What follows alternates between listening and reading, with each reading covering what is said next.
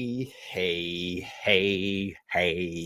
Welcome back to the LTL podcast. We're live here, and I don't even know what day it is. Oh, I think it's Wednesday. It's Wednesday.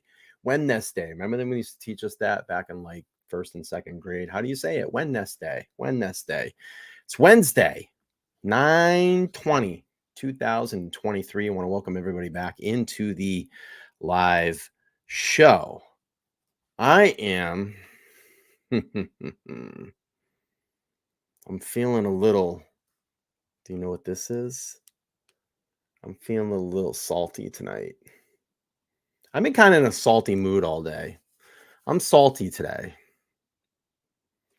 And we're going to get into a few things before we get into the heart of the show. But I'm feeling a little bit salty today. A little salty. So, excuse me why I rant a little bit.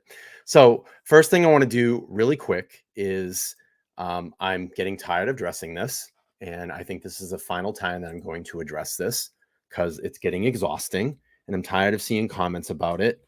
And I don't know how much more I have to make everybody realize that these are live shows. And I interact with the audience and I interact with the chat. So let's pull up, I guess, the LTL rules, or maybe some things that we will discover when finding LTL on their radar. It's this lovely set of, I guess, things that I need to address. So, one, for everybody that is coming new to the channel, this is a live show.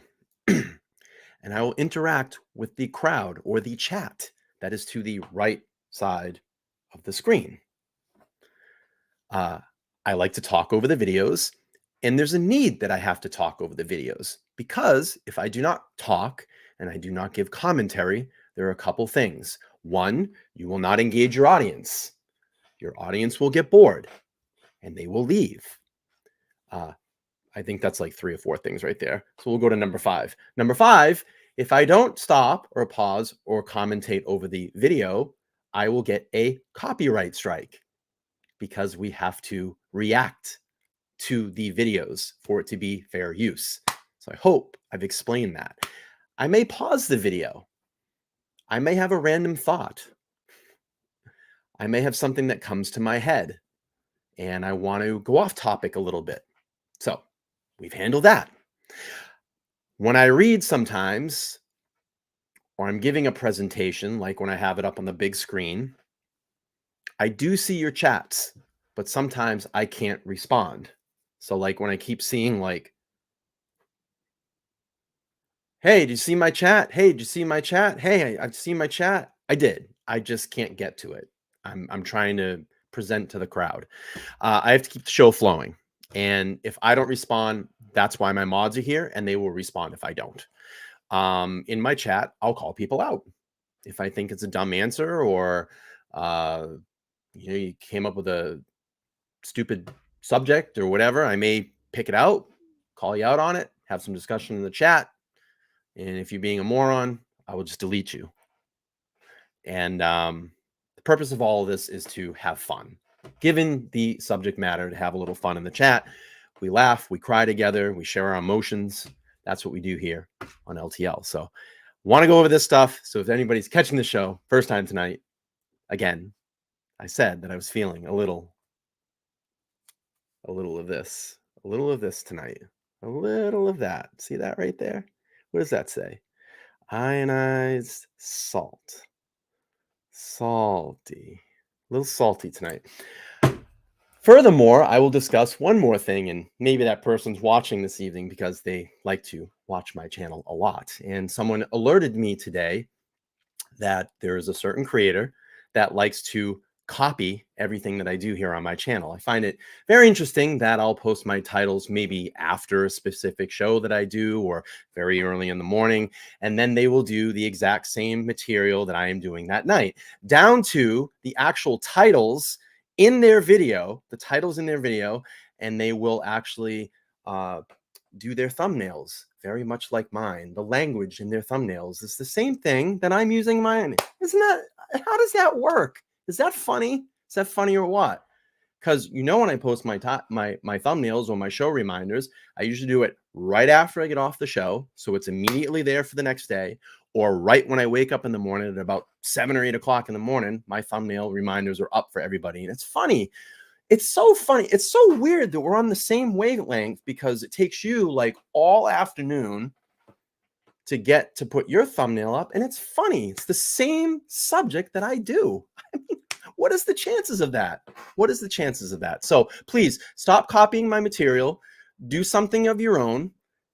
You're a brilliant person. You'll think of something. You don't have to always copy what I do. So just want to get that out of the way as well too. All right. Now that I've let the salt flow. The salt has flowed. The salt has flowed.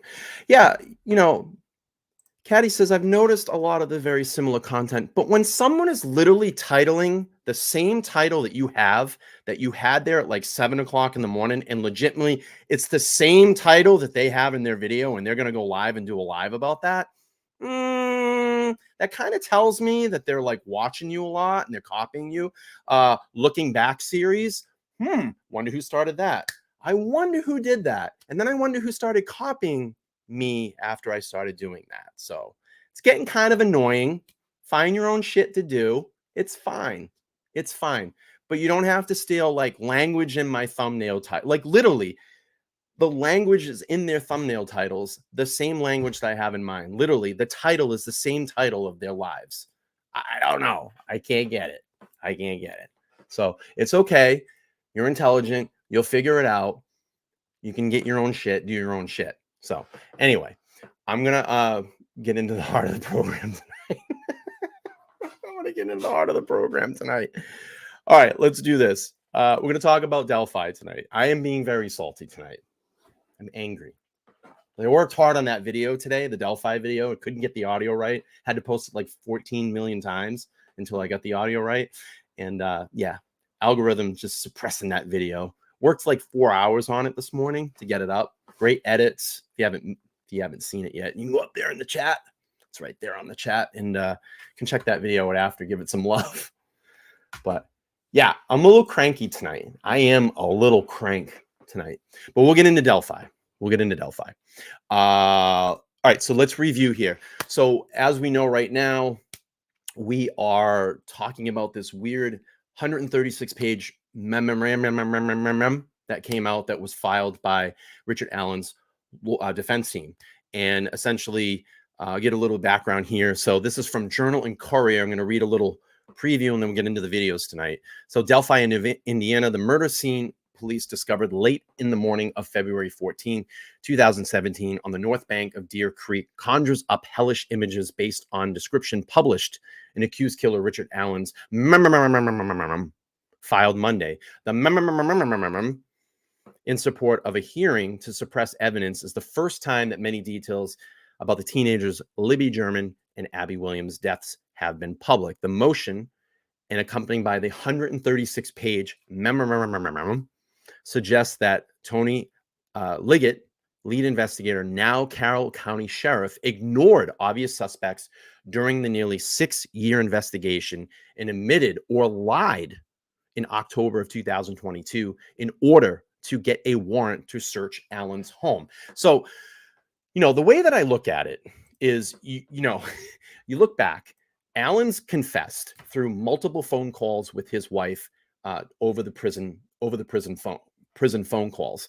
We have that confirmed. So I'm not saying whether he's involved, if he isn't involved. Obviously, he's the person of interest right now. He's been arrested in this crime. Are there other people involved? Is there any validity to this ritual cult sacrifice? That's the strange thing to me. And when I've been kind of reading about this and absorbing it, it's wild. So what I want to do here is go back look back in June where we were and then take us up to the present day. Because you know always how I was to look back, and people like to copy my looking back. But we'll go back and look where we were in June, and then we'll come forward as to where we are now. What I want to do really quick, and I noticed this creator in the room, and I want to give them a little bit of a shout out. So yesterday I recognized this certain creator that has been kind of popping into my chat recently, and she has a channel called Crime Spies. Now, I apologize, I don't know her first name, but if she's available, I'm going to do this because I'd like to get some eyes on her. She's showed up in my chat about 2 weeks ago, 2 or 3 weeks ago during the Danilo Cavalcante streams. She's been extremely respectful, hasn't like called out her channel or anything like that. I haven't seen any excessive that. I think I saw something yesterday that she posted she had a channel.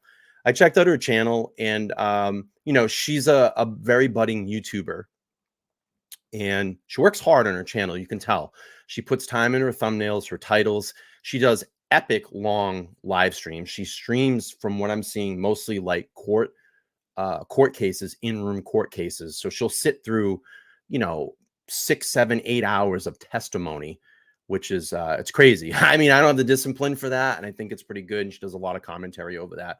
So what I'm going to do is, if she's available, I'm going to drop the link here, get her on just for a couple minutes, and I'll just let her know who she is, what her channel is, and maybe we can get some more people over there to subscribe and help her out a little bit and get a little boost in her channel. So if Crime Spies is available, the link is there. I'll bring you up for a couple.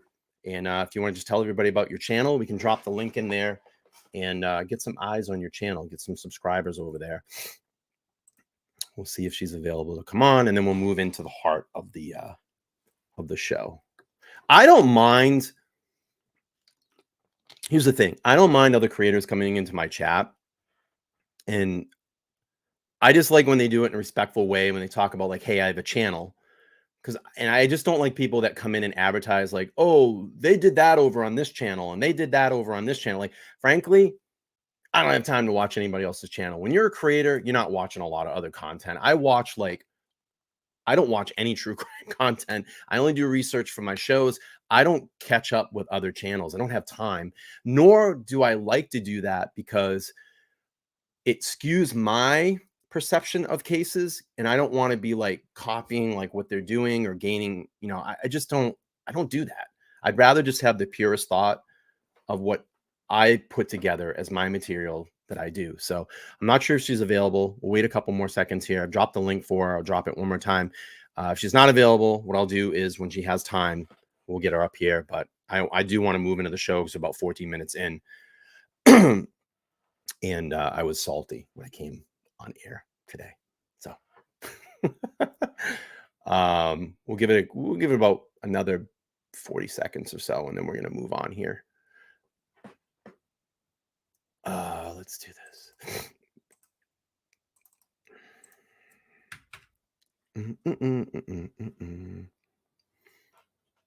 Welcome in, everybody. Welcome in all my mods, all the subscribers. Good to see you all here. Bella's here. Carrie's here. I think I saw Candy here earlier. All my mods. I think I see some new names in here that I haven't seen. So again, like, I don't mind people like talking about their channel. I just think it's shitty when people come in and like, my channel. And I get a lot of that when I first started live streaming. And it's like, be respectful to the chat, be respectful to the creator. I don't go in your chat and do that. And, I kind of X out people. All right. I don't think she's available. I'm going to move on with the show. She pops up. I will bring her in. But let's go back to June. So I have something here from Long Crime Network and some revelations that happened back. It's about a 14-minute video. Let's get caught up, because you always know how I like to look back, and then when we can pull forward and see where we're at presently in this case. All right, Richard Allen here. Shocking revelations from newly unsealed court documents give us a closer look into the Delphi double murder case. for the first time, revealing how the Danielle two is here too. Indiana Thank you. teenagers were killed. Didn't see her. Plus, the accused killer Richard She's Allen feeling better. confesses to the murders on multiple occasions before exhibiting bizarre behaviors in his jail cell. For nearly 6 years, this I want to put a poll. Let's do a poll.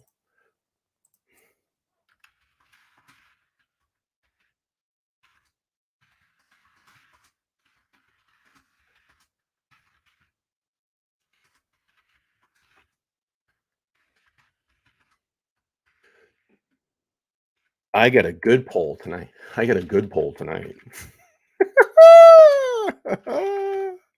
Wow, wow, wow, wow.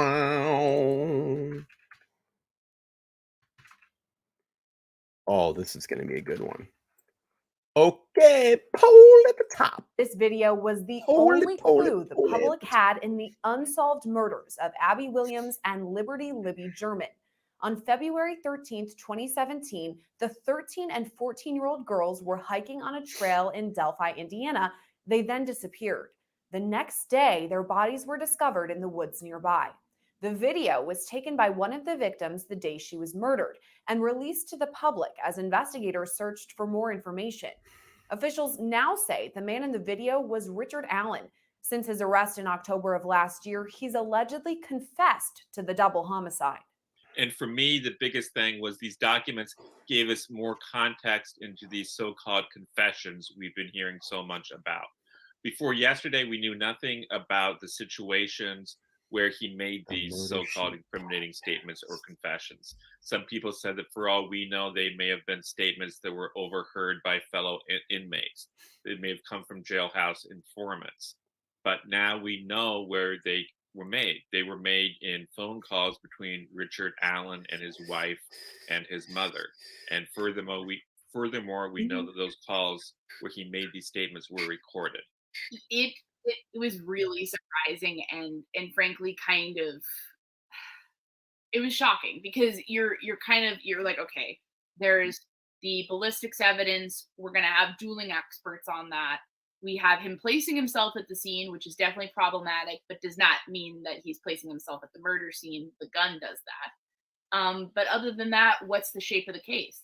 And if on top of that, he's confessing to it, that seems like a hurdle the defense will have to overcome. Kevin Greenlee and Anya Kane, creators of the Murder Sheet podcast, are partially to thank for the release of nearly 120 unsealed. How do these creators come up with the most badass names?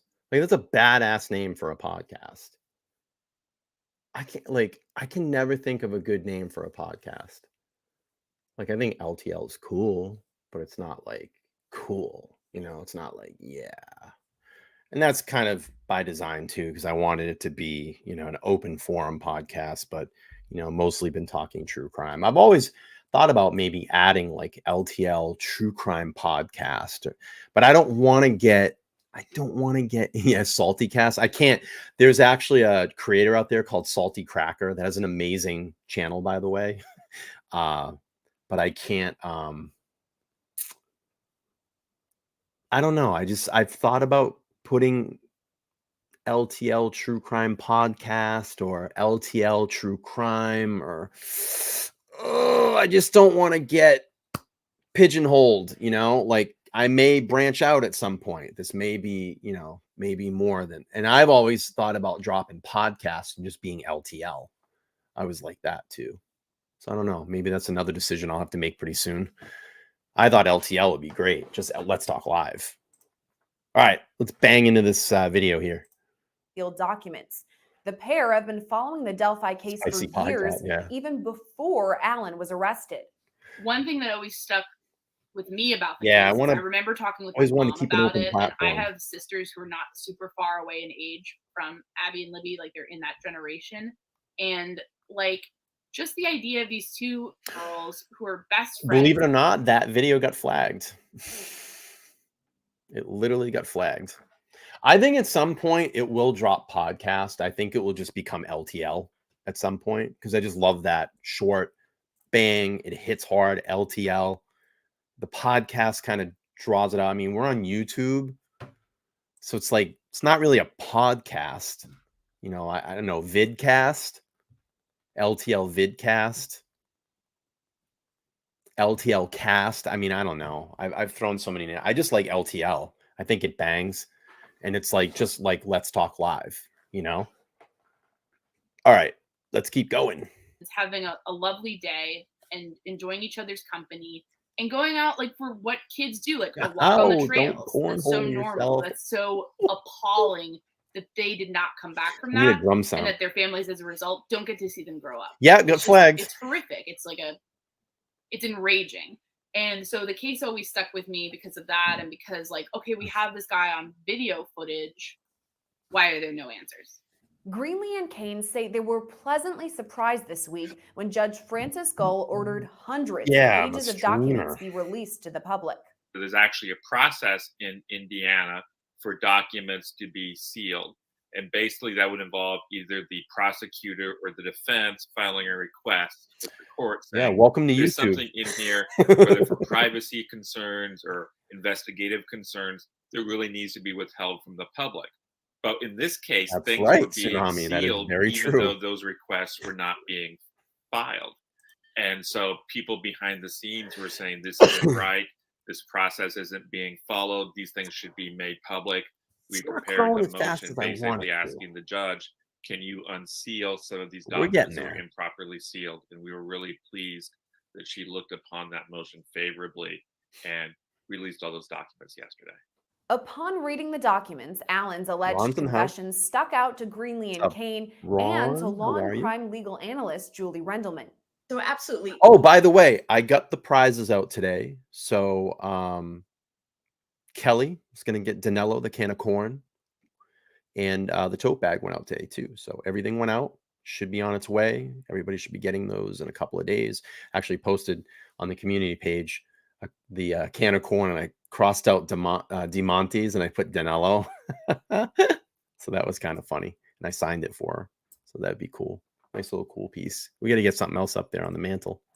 You know, it's always interesting, certainly as a prosecutor and as a defense attorney, to hear time and time again a defendant Yeah, make I mean, is statements anybody really going to while be they're interested in that, though, incarcerated to Tsunami? someone who, You know, I'd have to start on the like a whole phone. new And the channel. reason we're always so shocked is because everybody knows those calls are being monitored and taped. And yet he still managed to make statements that incriminated himself. And so there's no question that the prosecutor. Oh, real quick. Crime Spies. Did you want to jump on really quick? I'll give you like 2 minutes on the floor if you want to talk to everybody, introduce yourself. There's an opportunity to grow your channel right now. So I'm opening the door. If you want to jump on really quick, introduce yourself, tell us about your channel. I'll open that up, the floor one more time. And then if not, I'm going to move on. So I'm trying to get some eyes on your channel. If you want to do that, here's the opportunity. I'll pause this one more time, and then I do want to move forward with the show. Frogger, yes. Frogger. Good stuff. Sure, yeah, take your time. All right, she's going to jump on really quick. Get her some eyes on her channel. Prosecution is going Get her to a hold boost. in on those statements and any other statements he may That's have right, made OCD. to You any got other it, buddy. individual in which there's any indication of culpability. Rendelman says Allen's conversations and alleged confessions will likely be used by prosecutors at trial. Certainly, anyone who heard the statements made by Richard Allen can be called to testify. But in the case, for example, of the phone call from jail, they don't need the wife in order to testify. They can look new. Are simply you new call, here? an individual who Never works seen your name in the chat. at the facility to explain how the phone system works, Are the you fact new? that the phone was being used by Richard Allen at that time, and establish that the phone number that he called or spoke with was in fact his wife. They don't need her because they have Mandy's the been here actual before. audio I've seen tape Mandy's of what name. he said. According to the newly released court documents, Allen admitted to the murders to both his wife and his mother. On April 3rd, when he made the confession to his wife, she quickly hung up the phone. Finding out the context think? of these confessions or these incriminating statements is surprising, because we're hearing it's not a jailhouse snitch, it's not a police officer interrogating him, it's to his wife and mother. It's to the two women who have supported him throughout all this whole mess. And so hearing that it happened in that Yep, context, right here. the defense is I just got a YouTube notification. Limited or no ads remain on your video of Michael Jackson's Leaving Neverland Friends Revive lawsuit over sexual abuse allegations. There it is. They have limited it. They do not want it talked about. It's crazy. So that's it. That's the true crime genre. That's YouTube for you. side of things. Told Is you that he was gonna he's get having flagged. a mental breakdown. They flagged me on the stream about Ryan, the deputy. I want to pronounce his last name correctly. So give me a second here. I don't want to get that wrong. Ryan Klinkenbroomer. Oh, my voice tracked. Ryan Klinkenbroomer. They flagged me on that stream too. I had to fight it. And I'm like, dude, I'm like, literally my dispute was I'm giving the community, I'm showing the community awareness. We're showing the press conference so people know what happened if they live in and around that area. I'm getting information out to the public. I literally had to fight it. They released it, but it's like, it's crazy. So yeah, that's true crime for you. I get clocked all the time. I get clocked all the time. One of my streams got taken down. The 48 Hours episode. It's like 1 million people, 5 million people have already watched it. And he's deteriorating because of prison conditions. So you can see that side of it where someone might be out of control, even if they're innocent. But on the prosecution side, What are you gonna do? he has no real Platform. reason to just unilaterally confess to his two biggest supporters. So it's going to be something for the defense to definitely overcome that hurdle, and for the prosecution to kind of continue pushing the narrative that we have the right guy. And I think it's interesting. Yeah, they're also after to everybody learn lately. What happened after these so-called I confessions? literally think my channel's been getting shadow banned too. Big time. Big time.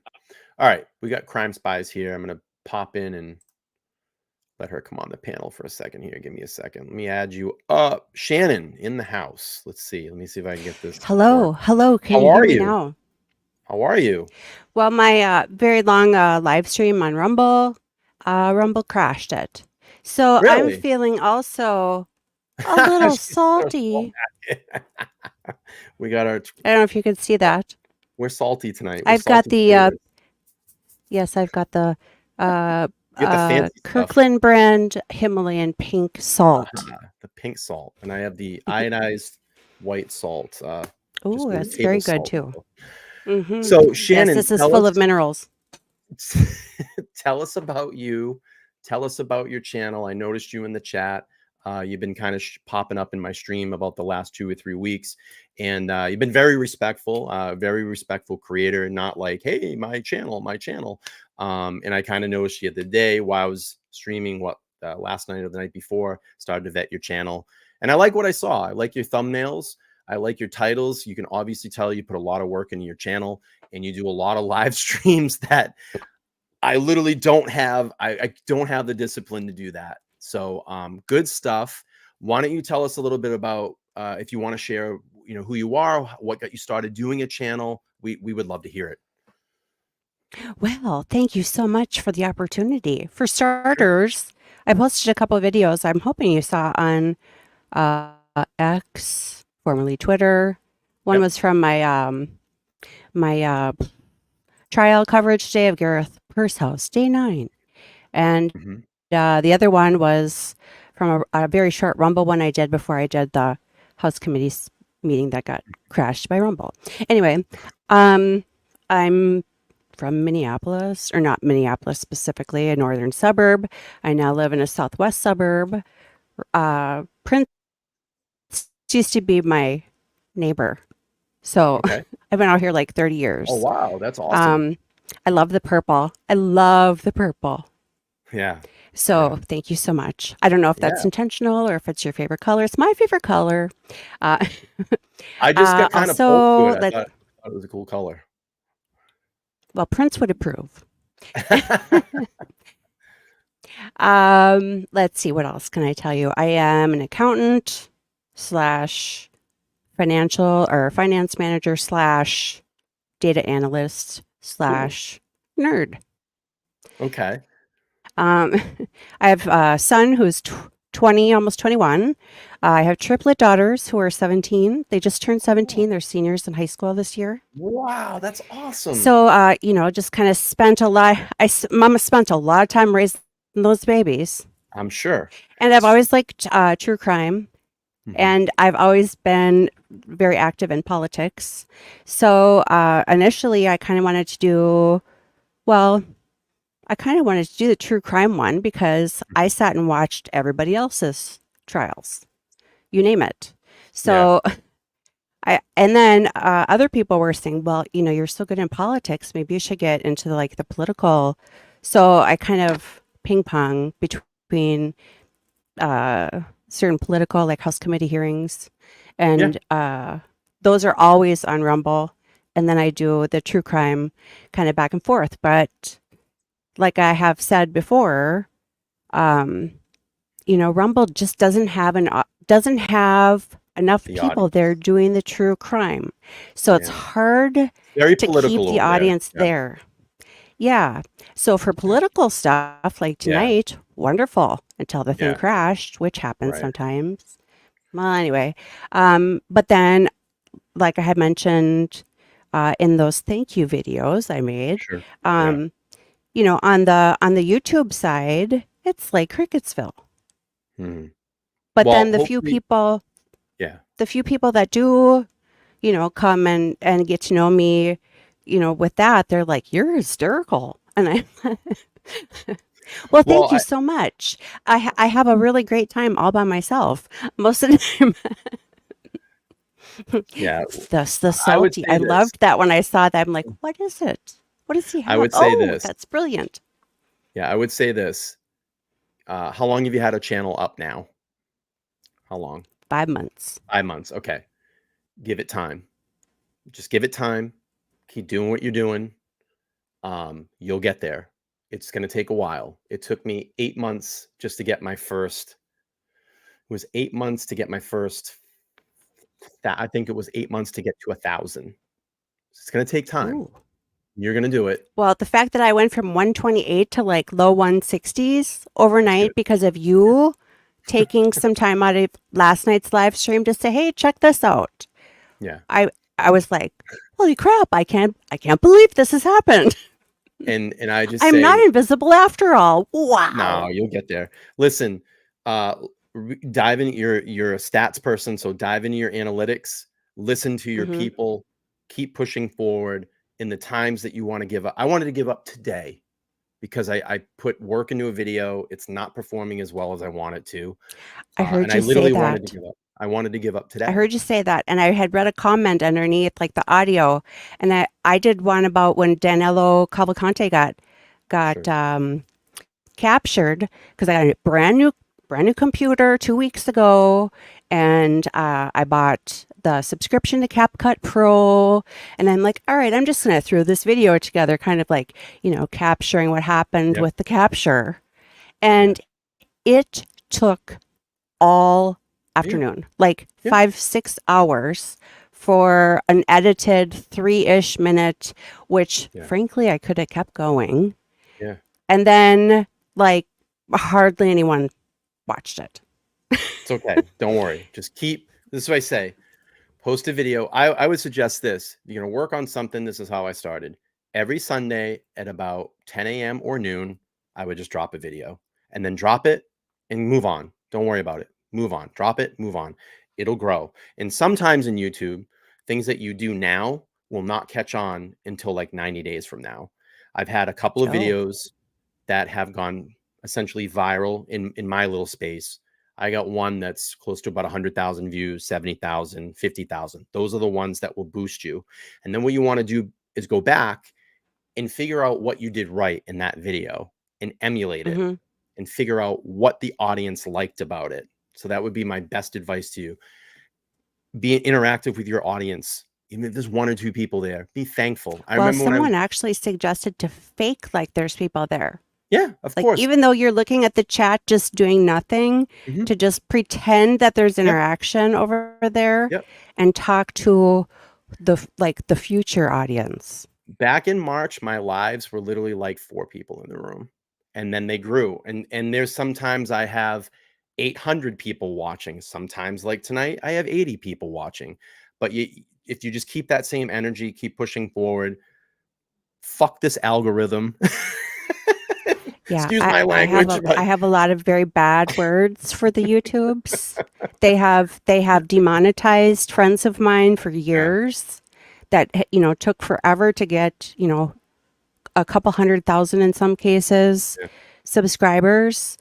And it's just horrible what they do to people.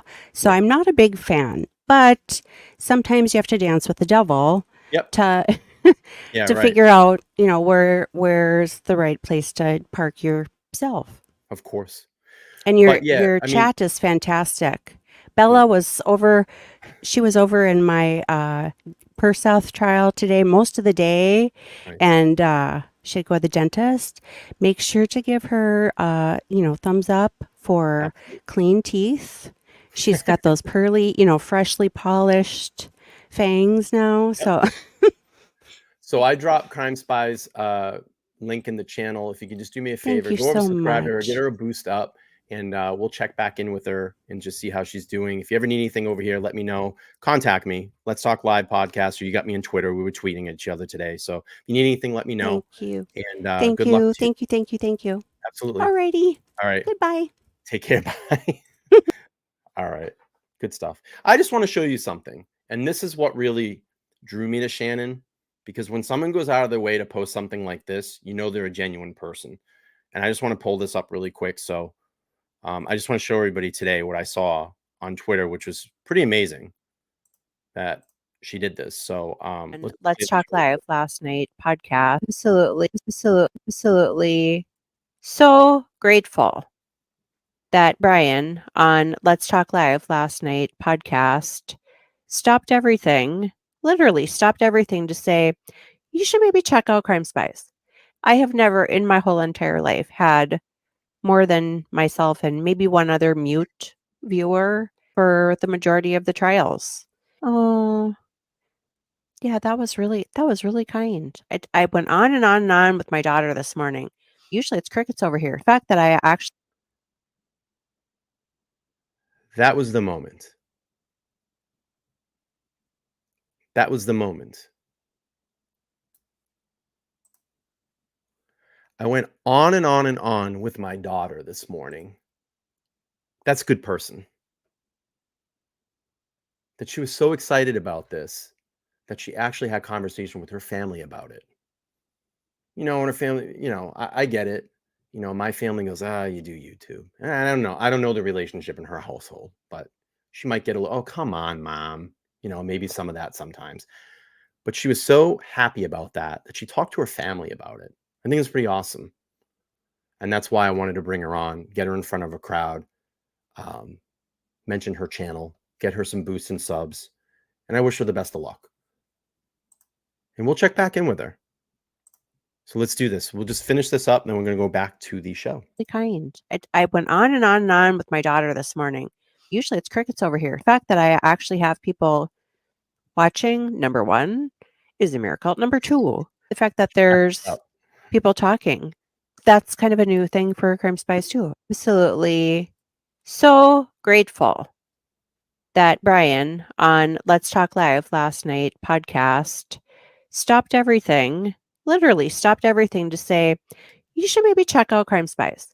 I have never in my whole entire life had more than myself and maybe one other mute viewer for the majority of the trials. Oh, yeah, that was really kind. I went on and on and on with my daughter this morning. Usually it's crickets over here. The fact that I actually have people watching, number one, is a miracle. Number two, the fact that there's people talking. That's kind of a new thing for Crime Spies too. That's pretty cool. Oh, good luck to you, Shannon. You're gonna do fine. You're gonna do fine. So check her out, Crime Spies YouTube channel. All right, let's get back to the video. Looking back. It says in the documents that Kathy Allen ended the phone call abruptly. And after that, Richard Allen seems to have gone into some sort of mental and emotional tailspin.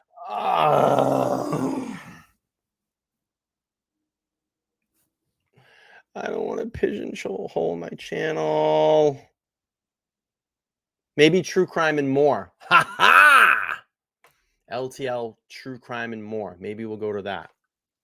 I don't know. Maybe we'll vote on it. You're probably right. It would get me in. But, let's say there are other channels out there that do true crime and they don't have true crime in their in their name. T-Rev, JLR, other channels that are out there. So I don't know. I don't know what to do. All right, let's play the video. Following these confessions, Alan's defense alleged his mental health issues really ramped up. Court docs say he began, quote, wetting down paperwork he had gotten from his attorneys and eating it. Alan also refused to sleep and purposely broke a tablet that allowed him to send texts and listen to music. He has this tablet which he uses to communicate with the outside world. He's been making an average of 1 or 2 calls a day. After this, he breaks. Thank you. He stops wanting to eat. He stops wanting to sleep. And he begins doing bizarre things. One thing mentioned in the documents is that he takes his legal paperwork, he wets it, and he eats it. And all of this stuff is going on right after this call with his wife, where he basically, according to the documents, confessed. Gross and disturbing, and just also puts into some context, the defense was complaining that he wasn't getting his paperwork, but the prison officials may have just been concerned he was literally going to consume it. So it's really it's just bizarre and upsetting, to think someone's at that level of mental degradation. But at the same time, the question is this an innocent man with some mental health concerns who's having a breakdown, or is this a guilty man who's overwhelmed by that guilt? Alan's defense attorneys allege his, quote, mental state has declined because Westville Correctional Facility is unfit and that he should be moved, even comparing Alan's treatment to a prisoner of war. I like that. Court documents reveal Alan is being held in a 12-by-8 cell where he is, quote, housed in that unit for his protection after making suicidal statements. And they're trying. They're saying he was mentally unraveling at the time because of poor prison conditions. And so they'll be able to make that argument to basically say he was not competent. This is not true. He's just saying this because he's kind of losing it. And so I definitely understand their case there. But to me also, I think it would have been easier to dismiss the confessions if it was to maybe a detective who's doing a harsh interrogation and he's losing his cool and he maybe says something sarcastic. Or if it's a jailhouse snitch who, can you really trust their word? But to his wife and mother, who of course have been supporting him in public court hearings, being there for him, he's telling them that. I can't imagine that they were pressing him very hard. Alan's defense, quote, challenged that his treatment was unconstitutional, arguing his so-called confessions can't be taken seriously given his mental state. I did need a We've chuckle. seen pictures of Richard Allen both before and after he was incarcerated. I think there's no question that he has certainly lost a lot of weight, and that may be indicative of some breakdown or deterioration in terms of his mental health. And I think the defense is going to use that in saying he wasn't of mental stable mind when he made those statements or confessions to his loved ones, and therefore a jury cannot rely on them. Prosecutors have pushed back on this theory, though, noting that Alan was evaluated by 2 psychiatrists on April 14th after his alleged confessions. The medical professionals determined Alan did not need to be moved, and court documents note his behavior went back to normal after this evaluation. But besides Alan's behavior on the inside, court documents also reveal what investigators recovered from his home when a search warrant was executed last fall. But there's a document called the search warrant return, and that spells out everything they seized and they took from the Allen residence. So it was very interesting to see exactly what they took. We know obviously that they took a gun. I don't think we realized how many guns he had. He also had knives, and of course they also took many items of clothing. And one thing from that search warrant return that jumped out at me was they actually removed a little swatch underneath the spare tire in his car for testing. And so I'm curious, what was it they saw there they thought needed to be tested? And have those tests been done? Yes, And if so, what do are the bear. results of those tests? Among the items recovered from Odd. Allen's home, a Good- 40 caliber handgun, Good handgun point out cartridges, a there. memory card, some boots, a Carhartt coat, jeans, January and 13 2024. knives. As Law & Crime Network previously reported, Allen was first interviewed by an Indiana conservation officer back in 2017. He stayed off police radar for years, though, until that initial interview was rediscovered in September 2022, which led to the execution of a search warrant in October 2022 and Allen's arrest. You know, he comes up initially in 2017 and, volunteers information to a Department of Natural Resources investigator and says, hey, I was on the trails that day. Back in 2017, Allen admitted to police he was near the High Bridge the day the girls were murdered, saying he was wearing a Carhartt jacket and blue jeans. Investigators later reported a bullet recovered at the crime scene previously cycled through a gun that belonged to Allen. But what may be the most shocking thing from the newly unsealed court documents is the revelation that both girls were killed by a, quote, sharp object. However, according to Rendelman, It's we getting can't delayed. assume one of the knives recovered from Allen's home was used in the murders. Anytime we hear a sharp object was used in a murder, we assume it's a knife. It could be other types of objects. It was a pencil. However, we do know from some of the sources that we've been hearing from is that they've recovered numerous knives from the home of Richard Allen. So I tend to think that they believe those knives may be very probative in terms of the murder of these two young girls. And while new evidence may look incriminating for Allen, Rendelman says his defense will work hard to convince jurors there is reasonable doubt. I don't think I ever consider anything a slam dunk. This case is tough for a couple reasons. One is there's no eyewitnesses that establish that Richard Allen is the person that killed these young girls. There are pieces of circumstantial evidence that establish that he was there. And there are pieces of circumstantial evidence that if you put together, make out a fairly strong case that Richard Allen was the person responsible. But I think that the defense has and is going to be able to work on some of the holes that exist with some of the lack of evidence, at least to raise some reasonable doubt to the jury. Right now, Allen is being held on $20 million bond. Woo! He's pleaded not guilty to Good the Lord, murders that of a lot of Abby money. Williams and Libby German. He's set to go to trial on January 8th of next year. All right, let's look forward now. And with that being said, we're going to play the video that I made today. And then we're going to get into the Court TV video. All right, let's watch this. My hard work, my dedication, hard work. Oh! Yes, I'm watching video of myself. Hey there, Brian here from the LTL podcast, and today we're going to discuss the new disturbing details in the Delphi, Indiana double murder case from 6 years ago. Richard Allen, the accused, has filed a lengthy and bizarre motion claiming that two girls, Abigail Williams and Liberty German, were killed by cult members in a ritualistic manner, and he has no ties to any religious groups. Allen's defense team alleges that the search warrant executed on his home in October of 2022 was based on a faulty probable cause. They assert that the evidence at the crime scene, including formation of cult-like letters associated with the Odinist religion and painting with the blood of Liberty German, points to a ritualistic killing by a group of unknown suspects. The defense argues that investigators ignored and admitted this evidence, focusing solely on Allen. Odinism is a pagan Norse religion that has been allegedly hijacked by white nationalists. But Allen's defense emphasizes that nothing links him to Odinism or any religious cult.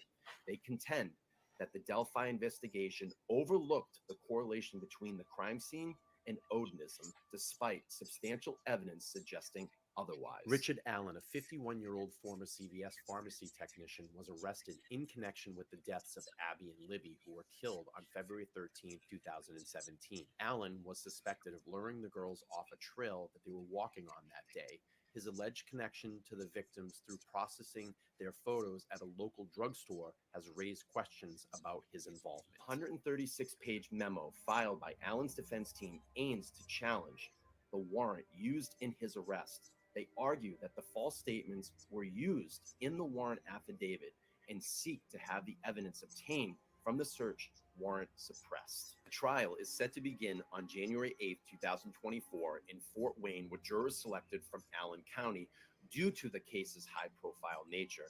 After the jury selection, the trial will take place in Carroll County, where it will continue until a verdict is reached. But let me ask you this. What are your initial thoughts on Richard Allen's claims about the involvement of a cult in the Delphi murder case? Are you surprised by the bizarre nature of the motion filed by Allen's defense team? How do you anticipate the upcoming trial will unfold? And what are your predictions regarding the verdict? If you enjoy reporting on true crime cases like this, please make sure to like, share, and subscribe. Comment down below as I continue to dive into the chilling and complex case that is the Delphi murders. I am Brian, it's the ltlpodcast, and I'll see you on the next one. All right, I had some audio issues in the video. I know the audio is low. I know.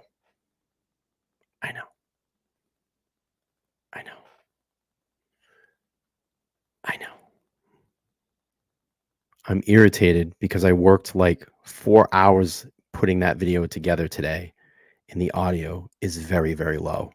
So probably what I'm going to do is delete the video and try to some way find how I can boost the volume, because I'm pissed about it. Because I worked really hard on that. I learned to actually read a teleprompter today. So I did that with a teleprompter, and that's how a lot of creators do video skits like that. They actually use a teleprompter. I set up my tablet just above my camera. You look into the tablet, and I had to learn how to read it. I wrote my script, put my script in there, and I literally had to read through a teleprompter. So I think I'm gonna probably end up just trying to boost the video volume. It's hard because it sounds fine out of my speakers, but I don't know how everybody's watching. If you're watching on a phone, then it might be a little low. But I'm going to try to boost the video. Anyway, blah, blah, blah, blah, blah. I feel super distracted tonight. Let's do this. Gosh, I feel like this has been a disastrous show but we had a great, 5 to 8 minutes with Crime Spies with Shannon. That was great. So let's get into the video here. Court TV. Let's go. It was an unseasonably warm February day in 2017 in the small rural town of Delphi, Indiana, a place where everyone knows each other and they look out for each other. It's not a place where you worry when your teenage kids decide to go on an adventure.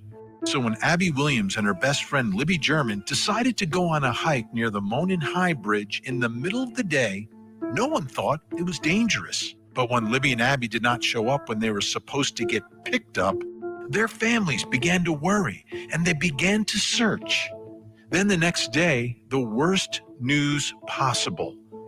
The bodies of these two girls were found, both victims of murder. After 5 frustrating years, this man, Richard Allen, was arrested for killing both girls. Allen admitted being in the area that day, and prosecutors say a bullet found at the scene was forensically connected. What happened was I had my microphone down here off camera, and what I should have done was turn up my microphone a little bit so it could capture.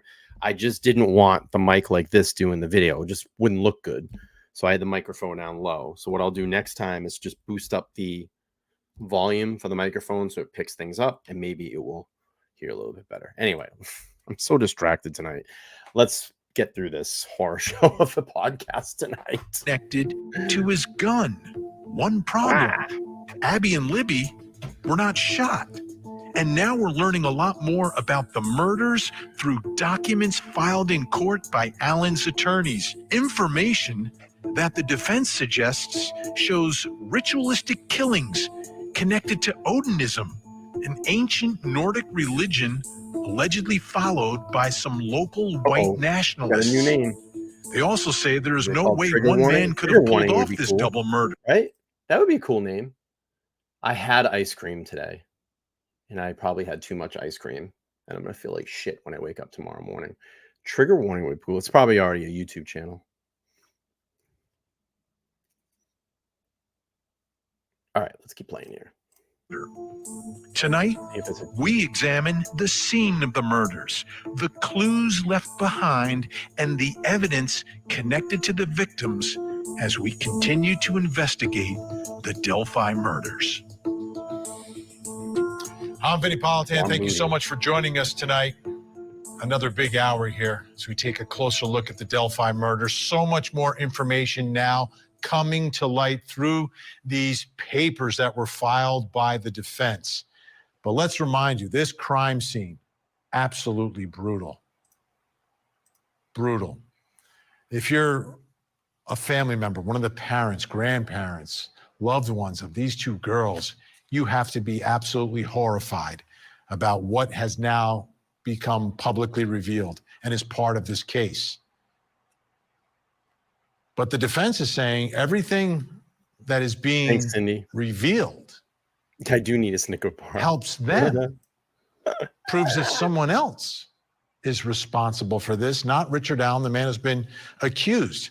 So the question really is for everyone involved, and ultimately for those 12 jurors who will make the decision here and tell us what happened, what does the evidence say? I literally don't see any YouTube channels named Trigger Warning. Oh, the Real Truth and Transparency? Yeah, that's funny. Carrie, that's funny. I literally don't think there's a channel called Trigger Warning. Is there a channel called Trigger Warning? That'd be kind of cool. Would be a cool. I don't think there is. There is. Oh, no. Oh, wait. Is this really a... I don't think that's a channel. I'm like doing research, YouTube research. I don't think there's a channel called Trigger Warning. How cool would that be? Trigger Warning! What does this evidence mean? Evidence speaks, not literally, but it tells a story. And when this becomes a murder trial, which it's on its way to being a trial, that evidence has to tell. Don't let anybody try to steal it from me. I'm writing it right down right now on 9/20/23. Trigger Warning.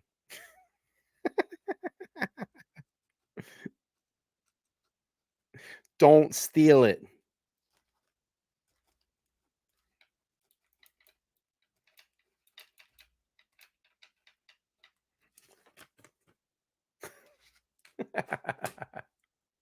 The story, and will this story be that Richard Allen is the one responsible, or is the story, wait a minute, this doesn't look like right now. No, Richard Allen did it. This looks like something completely different. And tonight we're going to look at this evidence and try to figure out what it's telling us now, what we are learning, and what has been revealed. One of the questions that the defense is throwing out there is was this a one-man job? Attack is one either. That's pretty cool. And they're saying no, that everything suggests that it could not have been Richard Allen alone committing this crime. Good now, names, Eddie. They're not conceding that he's there and he got a helper. No, they're saying completely different people, a different group is responsible. Thank you. But you have to look at all the facts at the scene and the circumstances surrounding what happened to Abby and Libby that day. And could one man by himself pull this off? We're going to address that question tonight on this program. Also, and this is looming large, and we'll be continuing to talk about this every time we talk about the cases, was this a ritualistic killing? Was this some sort of bizarre ritual that took place that day? And is it connected to Odinism, a word that was 1,000% foreign to me? Some true crime channels like to copy my thumbnails and my title, like literally have the same language that I have in my titles. They literally have the same language. Like, why do you keep copying my shit? Stop copying my shit. Just over 24 hours ago. Now we know it's this ancient Nordic religion that, according to the defense, has been hijacked by white nationalists, a group, and specifically some that are in Indiana, that this is somehow a racial, some sort of racist killing of these two girls? How do those pieces fit together? Does it fit together?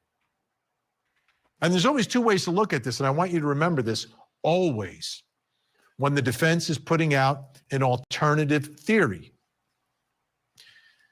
Look at their theory and then just flip it on its head and imagine if what the defense is saying is the prosecution's case.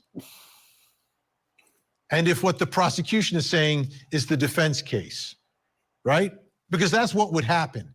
If you turned around and as prosecutors, you went after the people that the defense says are responsible, is there more evidence against them? Or if that was the case, would you be looking at Richard Allen and saying, well, wait a minute, what about this guy, Richard Allen? That's the way I always analyze this. And I do that because yeah, that's right. I'm concerned about the truth. Trigger warning is not. A defense attorney, that's not their job. Their job is to put the prosecution to the test to make sure they prove their case beyond any reasonable doubt. But in terms of proving things and raising, they just raise doubts. That's part of their job, is to say there's reasonable alternative explanations. But are they better explanations than for what the prosecution is alleging? And how reasonable are they when you really look at them? And that's part of the analysis. Now, I don't know what the truth is here because we haven't seen all the evidence, but we now, tonight, as we sit here, have been privy to a lot more than we were before the defense filed these papers and it was released. Kelly knows. So I want to start here because this is extremely significant to me, which is what the victims looked like at the scene and what was with them. Because a lot of this, the defense says, and this is their theory again, that it's ritualistic, that it shows that something was done here purposely and there's some message that is left behind at the scene. So let's take a look, based upon what the defense has filed here, what they are saying Abby and Libby appeared to look like. Now they have Libby lying flat on her back. This just reminds me of like West Memphis 3, like has it all over it, like this ritual style killing. It's like the same thing. You know, when we found out how those boys were positioned, how they were, tied. Kelly, I literally I don't know if you saw it. I sent it to John the other day. Like literally sent it to John the other day. But this reminds me, I'm having like multiple conversations right here. I'm all over the place tonight. It just reminds me of West Memphis 3. Big time. Big time.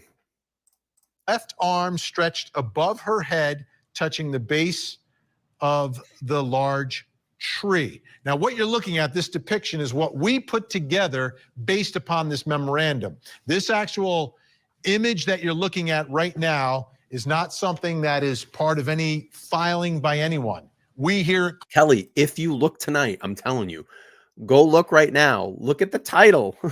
Look at the title of the live right now. It's literally the same title that I have. It's crazy. Closing arguments based upon this description have put this together. All over the place tonight. Libby's right arm was placed along the side of her body. A large branch was placed on her left shoulder. The branch extended above Libby's head and below her legs. Two smaller branches formed a V where her legs joined. Both sides of the V extended upwards towards Libby's head. So let me ask the chat something. She said I took a screenshot. Let me ask the chat something. Do you think that maybe, like we look at Idaho, right? And we look at the knife sheath, and that's been like the big prime thing in that case. So right now, the man obviously standing accused of that crime is Brian Koberger, who's in jail, accused of that crime. He's going to be fighting for his life here in probably like 2 or 3 years at trial. Now, do you think that the clues left behind? The clues left behind. Do you think that the way that we're seeing and hearing how these symbols were left over the bodies is to deflect? You know, I always thought that if Brian Koberger is the person that did this, he chose that K-bar style, allegedly chose that K-bar style knife to make it seem maybe like someone from the military had done this. You know, when you do research in and around, we know that they had what was it, the ROTC? I think that's how you say it. Is it ROTC? That was on campus at WSU. And we also know there was recruiting stations in and around that area. There's multiple Army Navy stores as well, too. So I always felt, is this something to deflect? You know, the real killer thought in their mind, well, I'll do something like this to throw off the investigation. Things like this happen. Killers do things like this to deflect and get kind of the scent off their trail and lead investigators into a different direction. So I always thought, like, the Idaho case, that military knife sheath with the U.S. Marine Corps stamp on it was to throw off the investigation if it ever got found. And of course it did. And then many people think that he left it behind on purpose to kind of throw off the investigation. Like, oh, it can't be just this nerdy computer kid at WSU. It's got to be a military person or like a frat kid or whatever. I always thought that. So, all right, let's play this. The branch extended across Libby's body on a line from her right shoulder to her left shoulder. Now, Abby. Just feet away from Abby, at an angle, Abby's legs are feet away from Libby's legs, their heads just a few feet apart. Abby was on her back, elbows were bent with her arms placed on her chest, Abby's left hand and arm near the left side of her face, right hand and arm near the right side of her face. Okay, there, a little bit of interpretation, however you interpret that. That's how we are, but it could be different, but it's something like that, I would think. Abby's left leg was straight while her right leg was bent at the knee. Her bent right leg was under her left leg. 3 tree branches were placed on top of Abby in the shape of an asterisk. Above Abby's head, smaller sticks placed over her hair, crudely mimicking horns or antlers. So again, looking at this, we put that together based upon the description I read to you. Now, what I read to you is directly. The thing that was very strange to me was there was one branch that they were describing that was cut like with a skill saw, like somewhere. So it had been pre-planned. That's very odd to me. That's very, very odd to me. And that raises some questions. Now, again, could Richard Allen be involved? It's quite possible. Obviously, he's arrested. He's somewhat confessed to the crimes over the jailhouse phone calls. But are there other people that are involved in this? You know, was this a ritual killing? Or is it just other people that are involved and they're setting this up to make it look like a cult ritual killing to throw off the investigation? From the papers filed by the defense. So this is what they are alleging the evidence says, based upon information they've gotten from investigators in the prosecution. Not sure, Crime Spies. So let's talk some more about this. Joining us right now in studio, co-host and producer of Down the Hill, the Delphi Murders podcast, and Court TV senior writer Barbara McDonald is with us. Barbara, let's start here, okay? I wish that I could go back and do like West Memphis 3 things, but I can't because everything in that is probably copywritten. And the minute I start playing it, I'm going to get whacked. So LTL Trigger Drop podcast. You've seen different. depictions of those stick formations that everyone's talking about now. These stick formations on the two girls. What have you seen? And let's begin with Abby. All right, so I've been hearing about these stick formations and this image on the tree for a very long time, and very different characterizations than what's in this memorandum. Sources close to the investigation have provided me with drawings of what they say those images look like, the arrangement of those sticks. So let's start with the one of Abby, and it shows 3 sticks. Now, we have not placed her body here because this is how it was provided to me. We don't know exactly what the positioning on top of her was like, but this is supposed to be a representation of what the image looked like, the way the sticks were formed. Now let's put up the image from Libby. And there's 5 sticks involved here by my count. And you can look at these and decide if they look like something to you or look like they're randomly placed. I have spoken to many investigators who were on the scene at the time who say the assumption was they were randomly placed. They did not see a pattern. They didn't see intentionality there. The other interesting thing about these sticks, they did not collect them when they collected evidence from the crime scene. Whoa, slow down. Sticks are placed on the bodies of the 2 victims here, and they're not collected as evidence? They were not collected as evidence until several weeks later, conceivably when this Odinism stuff started to arise within the investigation, and they went back to try to collect those sticks. Now, the other thing we have an image of is what was depicted. Did I just fucking hear that? Let's go back and wait a minute here. I gotta, wait a minute. I gotta hear that again. Let's rewind that. To many investigators who were on the scene at the time who say the assumption was they were randomly placed. They did not see a pattern. They didn't see intentionality there. The other interesting thing about these sticks, they did not collect them when they collected evidence from the crime scene. Whoa, slow down. Sticks are placed on the bodies of the 2 victims here, and they're not collected as evidence? They were not collected as evidence until several weeks later, conceivably when this Odinism stuff started to arise within the investigation, and they went back to try to collect those sticks. Now, you could have DNA evidence on those sticks. You could have, if a saw was used or a tool to cut those sticks, you could identify what it is. What the fuck, man?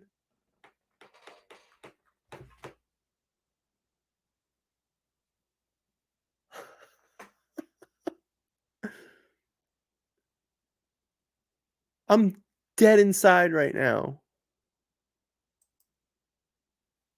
Other thing we have an image of is what was depicted on the tree. And it's described in this memorandum as being the letter F, a rune painted in blood. Blood, right? That was tested according to the memo. It's Libby's blood, according to the memo. That's what the defense is saying. Yes. I have not heard that part of it from my sources, but I was given a rendering of what the blood on the tree or whatever the substance on the tree appeared to be. And that's what we're looking at right now. This is more accurate. Several of the investigators told me they thought that it was a perhaps partial handprint of the person who committed the crime, leaned up against the tree, and that's how it was placed there. All right, let's put it back up. Let's put that back up. This is significant. This is important. Now, the defense is saying this is the letter F. Yes. Now, we also have a second image where we have placed that rune, the F image, over this. And you can decide for yourself if it looks like the exact same image or not. Again, many investigators thought that it was a handprint or something that was just done during the commission of the crime and not intentionally placed there. But just like the sticks, Vinny, this was not taken as evidence. The tree was not cut down. The bark was not removed. It was left at the scene, photographed, swabbed. Everything was photographed, though, right? The scene had to be photographed at a minimum. At a minimum. But you would think, yeah, at least the bark, from what I've heard, at least the bark should have been taken, if not that chunk of the tree. Well, if they're saying it's Libby's blood, then someone would have to taken a sample of the blood, right? Yes. You would think? Okay. According to the memo, they say the DNA testing shows that it is her blood. This is, what to make of this, right? It seems like there's more to it. There's a reason you're putting the sticks there. They're put there purposely, whether they mean something, whether they are these secret codes, and some Odinistic type of meaning is really the question, right? It was characterized to me as being perhaps an abandoned effort to cover the bodies. Okay, I get that. All right, stay where you are. Joining us now in Delphi, Indiana, podcaster Gray Hughes from Gray Hughes Investigates. Great to see you tonight. Oh, man, he's going to have something to say. First of all, this is like huge information He's that's being released, right? This, for me, came out of left field, the fact that all this information is released. What's your headline, Gray? What's the first thing that struck you in this after covering this for so long? Well, I, like Barbara, also have heard most of these rumors the whole time with the letter F and the sticks. And I actually, the letter F on a tree is the thing that stuck out to me. Like, whoa, I heard about the letter F, but I didn't know that it was in blood on a tree. But now when you look at it, that with the information that Barbara just showed us, the image there, I mean, who knows how that got there? It could be even, not to sound gross, but like arterial blood spatter that went up onto the tree right there, the way that looks in the picture there. So now that sort of debunks my, like, whoa, there was a letter F on the tree, if that's really what it looks like Barbara showed there. How about the sticks? And this whole notion of Odinism. Let me ask you, first of all, did you ever hear that term Odinism before the release of all this? Believe it or not, I have. I had this friend that took a picture at that early on, because he just travels around the country, and he sent it in. These people went, "Oh, look at that!" They made it seem like they were like part of something just because he took a picture. But I think it's the most. I got to just be honest, like the most ludicrous thing I've ever heard. I feel like when I read through this document, it was the most sarcastic, sort of almost childishly written document. I mean, I've never seen something that's supposed to be professional that sounded the way it did. What did you guys think? Well, I'm looking at it, and I always look at things in terms of how does it play in front of a jury, what can be done in front of a jury, and to me, what they have done at this point is make people think, well, what exactly was going on at the scene? And were there investigators? And to me, this is the part that stuck out to me, is they're alleging that there's a group of 3 investigators that were following this theory and believe there is something to it. You're out there in Delphi right now. Any sort of buzz on the ground out there with the release of all this, Gray? Yeah, I mean, I've actually talked to family members and the ex-prosecutor from a long time ago. He doesn't really keep up on it as well. But have you seen that in his videos? His when he breaks down literally like Idaho stuff and has the animations and everything. It's pretty good. So gotta disagree with you. Gotta disagree with you on that one. Yeah, his stuff, I mean, go watch his breakdowns. They're pretty damn good. See, hearing and seeing are 2 different things too. So if you heard from someone and you haven't watched any of his stuff, I'd encourage, check it out. Make your own opinion about him. I think his stuff is really good. And let's just look forward better to than my perhaps stuff. I a can tell you that. rebuttal from Liggett. I think that's kind of the buzz. I mean, when I went through the document, I don't know if you're interested in this portion, but there was a glaring omission of the 3 girls that Richard Allen passed. So remember when Richard Allen says he got there, he passed 3 girls on his way to the bridge. those 3 girls were leaving the area. They passed the bench right there near the, heading towards the Freedom Bridge at probably, I think it was 127, 126. Richard Allen's driving by up above on the Just some street. detail for He you. parks his car at 1:30, he said. And then he walks onto the trail, and those 3 girls walk right by him. And then he admits that he walked by those same 3 girls. So that places him heading to the bridge at 1:30, but in the document, it says 12 to 1:30 is when he left. But he wasn't leaving at 1:30. He was going towards the Monenhigh Bridge. So why did they leave that out of the document? Well, good luck, Jeff. it doesn't help you. That's why you leave it out. So, but fascinating. So, give me your bottom line now, Greg. From having gone through this, covered this for so many years. I don't watch his stuff.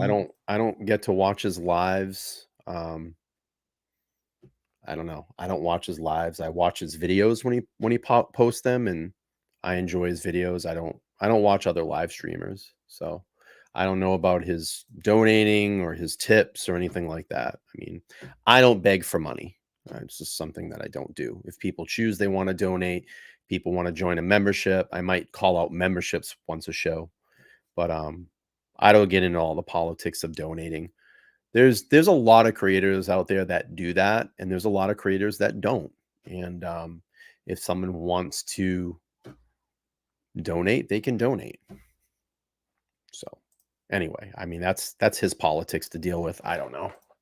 Had you, before this time, ever thought that this could have been many a people that don't like me. ritualistic killing, and that you were looking for some Goes group, around. some sect out there in Indiana? I've never believed that that's what it was. I mean, I originally thought it was a lone wolf killer that showed up to the bridge that day hunting somebody. Then they came with the social media angle with Keegan Klein and the Anthony Shots profile. And now it seems like it went back to the individual person, being Richard Allen. Except, I mean, don't you guys feel like it's a little strange that the only reason that, that the Anthony Shots profile that didn't get to meet Libby that day was because some other random killer Appreciate you. killed the girl.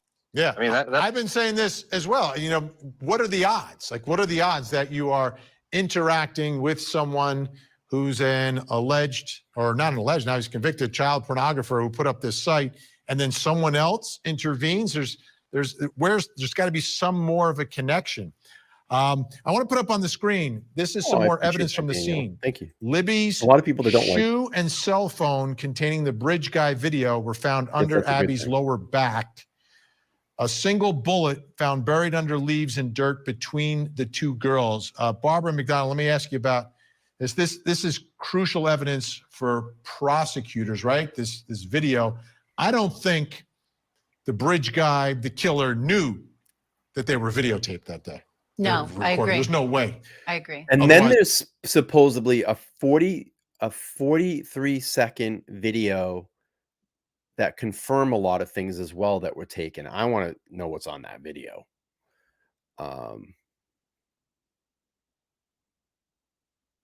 Yeah, Tyler Feller's stupid. That guy's a moron. How do you justify that? You say, I'm not going to get into it, the whole religious aspect, but then you talk about people that get brutally murdered.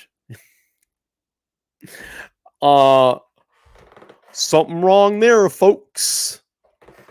I don't understand that. You are, what is he? He's I don't know, it's a priest or something like that. But then he gets on and talks about murder and takes money for it. That's just crazy. Not that I know of the entire 42 seconds. Have they shown the 43-second video? Not that I know of. If he's a pastor, yeah. Pastor that gets on and it's just another one. I'm not going to get into all that stuff, but all right, let's play. As the phone would never be there. Right. And what about the bullet, though? There's a problem with the bullet, I think, for prosecutors here. I've heard about the bullet for many years, and I have never heard a definitive theory from my sources that it does come from the suspect. One speculation was that maybe it comes from law enforcement. It was the same caliber as they use. And as you know, ejection mark testing is not as reliable as a bullet that's been fired. It's not DNA. Right. It's definitely not DNA. Which is what we need in this case, and apparently don't have. And don't have the DNA. Gray, what are your thoughts about that? The fact that the bullet is found there. I mean, is the defense going to try? The defense may try to say that Richard Allen's being framed, or it's just a coincidence that it's there, or it's not his bullet. Well, after I talked to the family members about what was on the video itself, and early on, like in the first, 6 months of the case, I was told that there was a click sound, that they think that was the gun chambering a bullet, and then that was used to control the girls. And obviously they weren't killed with a bullet, but maybe at some point he ejected that bullet at the crime scene. That's all I can come up with. And then leaves it there. Doesn't do anything. Well, leaves the phone. And leaves the phone and is busy putting sticks on top of the victims. That's what they're going to have to argue. Okay. We've got a lot to get to. Gray Hughes investigates. You need to check it out. Thanks so much, Gray. Great to see you. Barbara McDonald doing great work as always. I see you all the time because you work here, which is awesome. Okay. So coming up, we're going to again go to that crime scene. We're going to talk about ritualistic killings. We're going to bring in experts to talk about that. Plus, coming up next hour. In Manatee. Tragedy.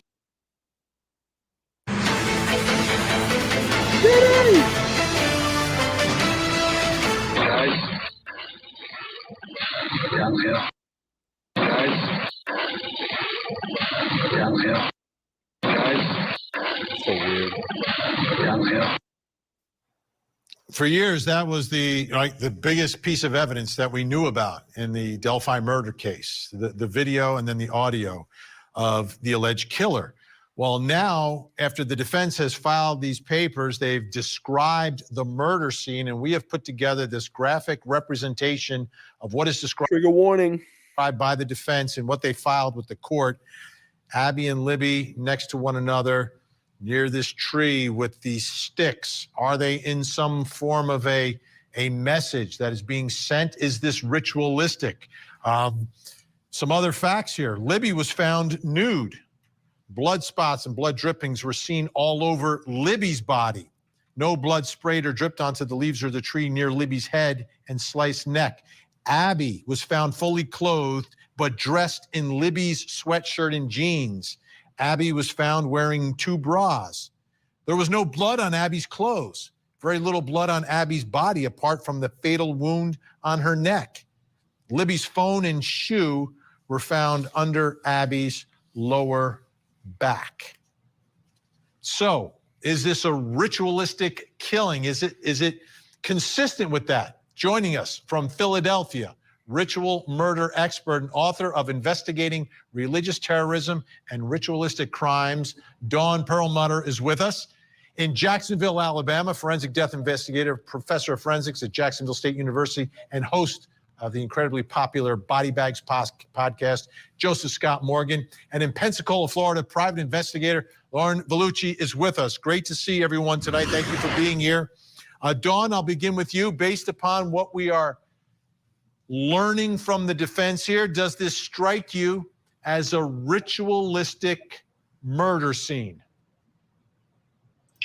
Well, I just have to emphasize that I did not observe any of the photos. I only have the information that I read. Let me show you this really quick. So I was just looking at that Odinism stuff. So they do have an F.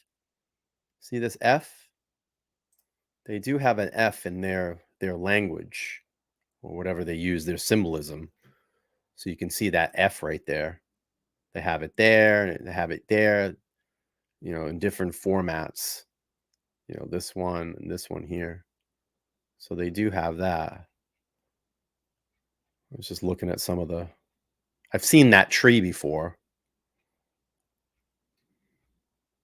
But they have all this kind of like symbolism in these things. which is interesting. Horn of Odin.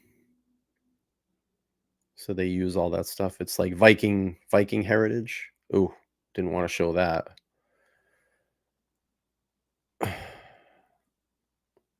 I apologize for showing that. I didn't know that was on that document. I didn't know that was in that document. I just pulled it up really quick and scrolled down. So I apologize. I didn't mean to show that symbol. Yeah, like Celtic art. Again, I apologize. I did not know that that symbol was in that that document. I was just scrolling through it. So I apologize. In the descriptions, but I can tell you from what I've read, this is a classic ritual murder. I've worked on dozens of these types of homicide cases.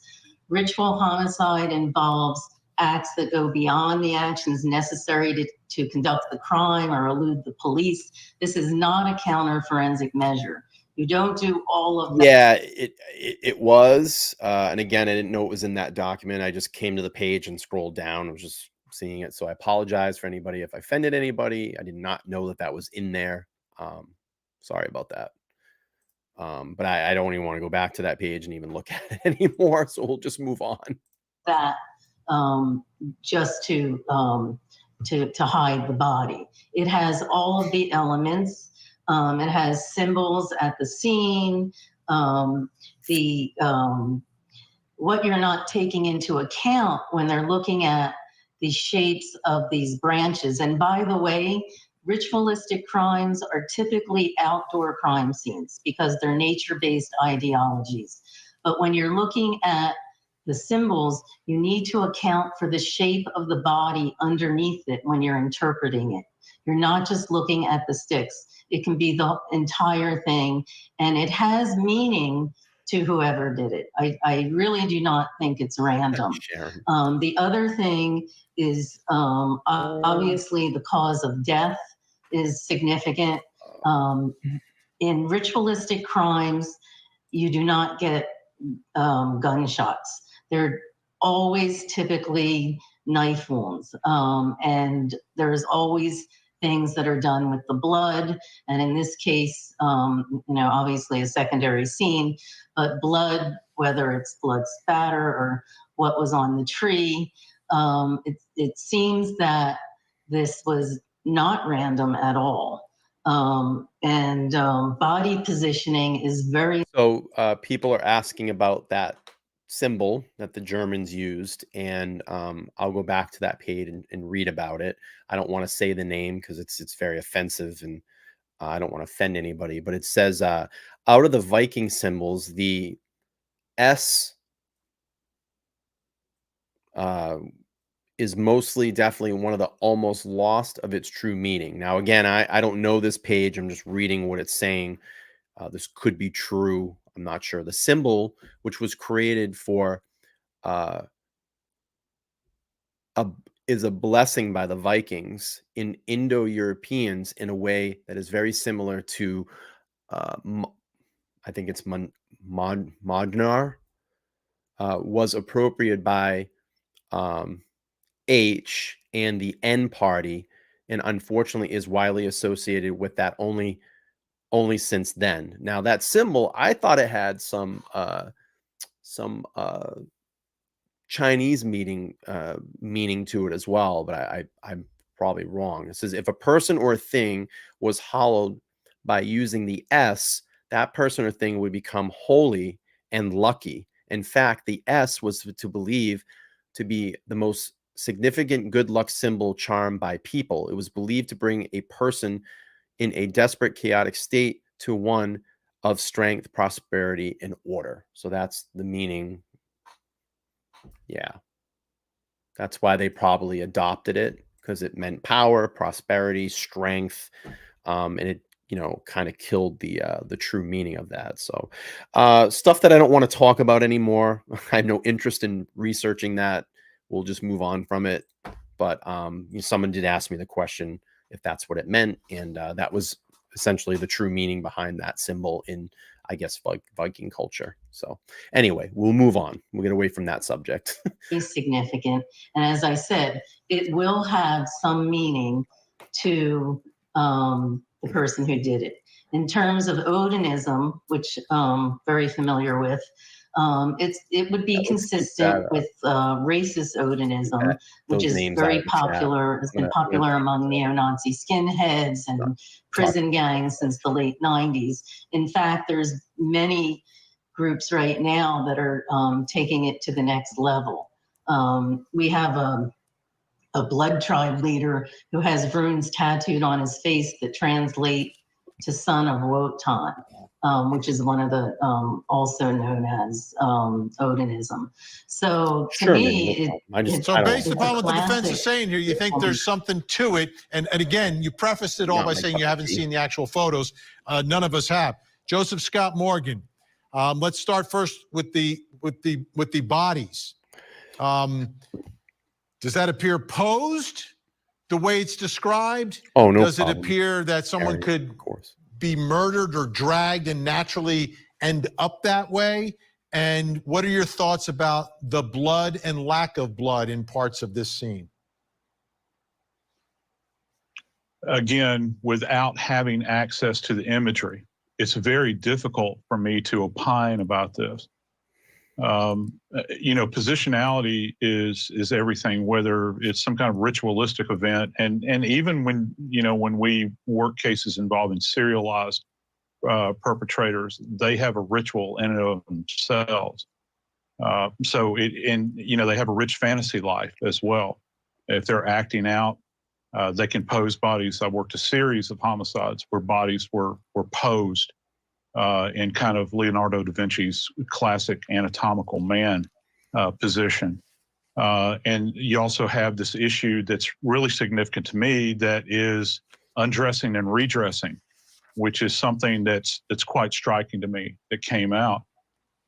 But that's the scene as far as I can understand it at this point. I don't know that this is necessarily randomized, but if this is the coverage that is on top of these bodies, it would seem to me that it was a very poor effort to obscure the bodies, because that's the goal with covering bodies, right?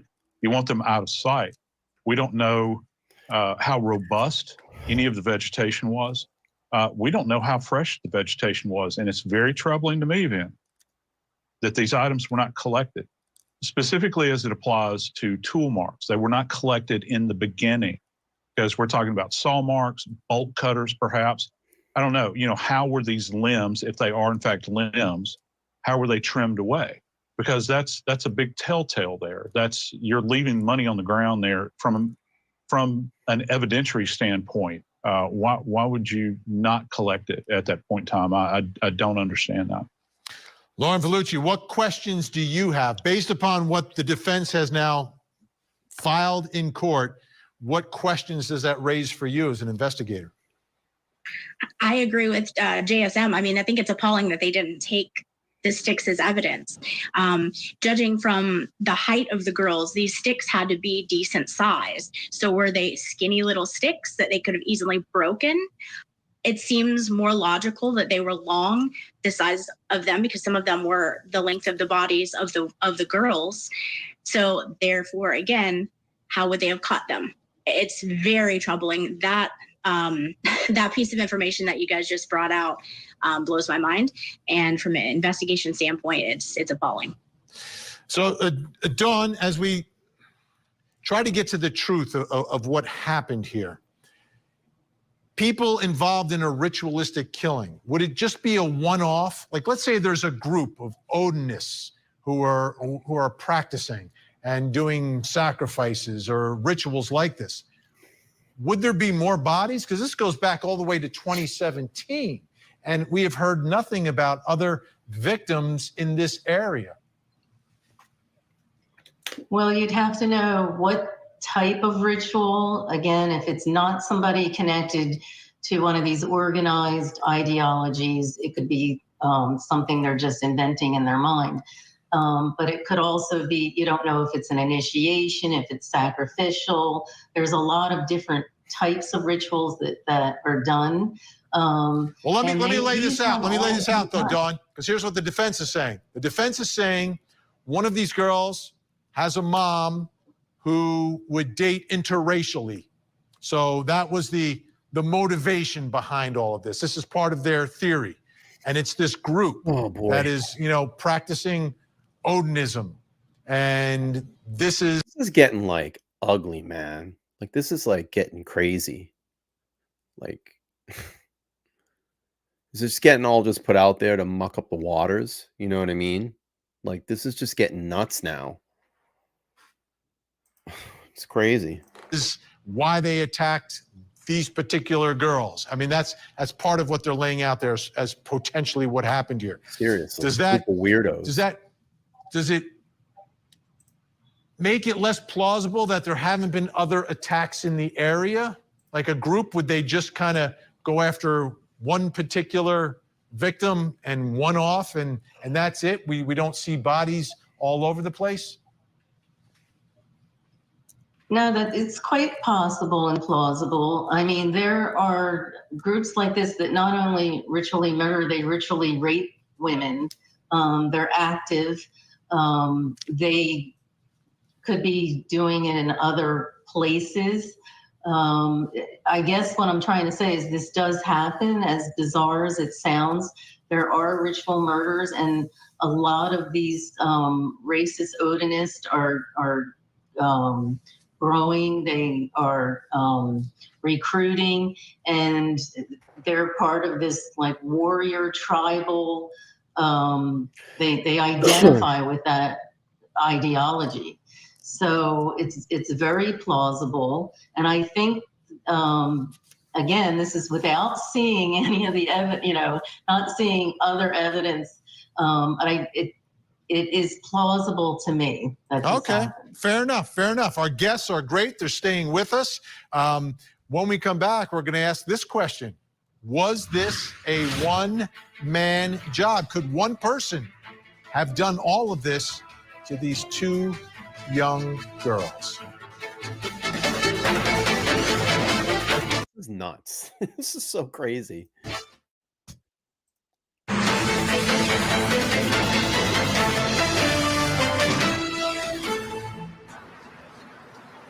Here he is. Richard Allen. Richard Allen, you child murderer! Why did you do it? Shame on you! Shame on you, Richard! You're going to prison for the rest of your life! Shame on you, Richard Allen!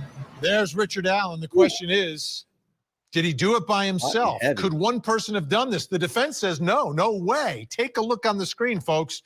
They say one man, 5'4" in stature, handled all these tasks, from the abduction at the High Bridge to the crossing over the cold flowing river to the subduing of one girl while the other is killed to the killing of the second girl, waiting while Abby died a slow death.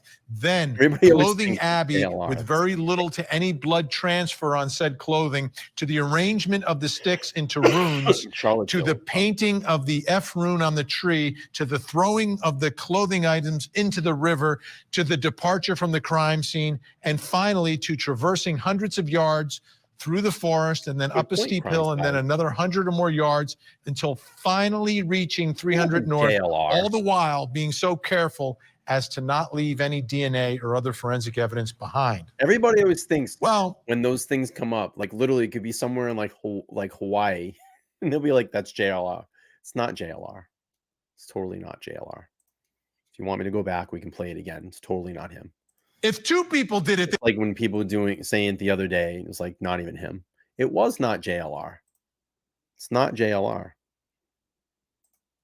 Job, could one person and 5 foot. Shame on you, Richard Allen. Not JLR. It's not JLR. That is not JLR. I will play his voice back to back. That's not JLR. Why did you do it? Shame on you. Shame on you, Richard! You're going to prison for the rest of your life! Shame on you, Richard Allen! It's not JLR. It's not even close. It's not JLR. Oh, God. Jeez. Every time everybody hears something like that, they always go, it's JLR. He doesn't do that. It's not him. You guys, do you guys even watch JLR? Do you know what his voice sounds like? It's not him. It's totally not him.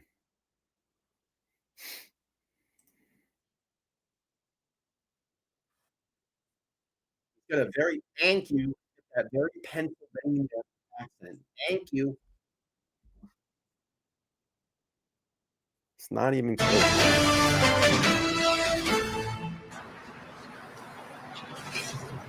Yeah, that guy with the clear accent. Richard Allen, you child murderer! Why did you do it? Shame on you! Shame on you, Richard! You're going to prison for the rest of your life! Shame on you, Richard Allen! It's There's not Richard JLR. Allen. The question is, oh my God. Did he do it by himself? funny. Could one person have done this? The defense says no way. Take a look on the screen, folks. They say one man, 5'4" in stature, handled all these tasks, from the abduction at the High Bridge to the crossing over the cold flowing river, to the subduing of one girl while the other is killed, to the killing of the second girl, waiting while Abby died. It's not him. Death. Then clothing Abby with very little to any blood transfer on It said doesn't even clothing, sound to the remotely arrangement close of the to sticks JLR. into You guys runes, are to the painting ridiculous. of the F rune on the tree, to the throwing of the clothing items into the river, to the departure from the crime scene, and finally to traversing hundreds of yards through the forest and then up a steep hill and then another 100 or more yards until I'm not even finally. gonna do that, Candy, because I'm gonna tell you right now. Everybody's gonna be like 80% it's JLR. It's not JLR. Thank you. It's not even close to JLR. Holy smokes. All right, I'll put a poll up there. Oh my gosh. I'll tweet at him right now. I'm gonna tweet and see if he responds to me. Oish. Let's see. Hopefully he'll get back to me. Give me a. We're gonna do. All right, now it's gonna be like the battle of everybody in the room. All right, hang on. And you're gonna have to wait now. I'm not ending the stream because I'm gonna see if he's gonna tweet back at me. We're gonna settle this dispute right now because I'm getting irritated now. Wow, Brian Koberger's trending on Twitter right now. Maybe we'll look when we finish this video in 5 minutes and get our answer from JLR. So annoyed right now because it's not JLR. Do you think that it was? Do you think that it was JLR yelling at Richards, calling him?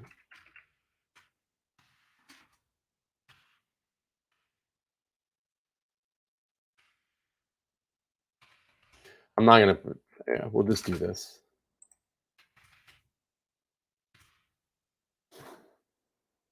All right.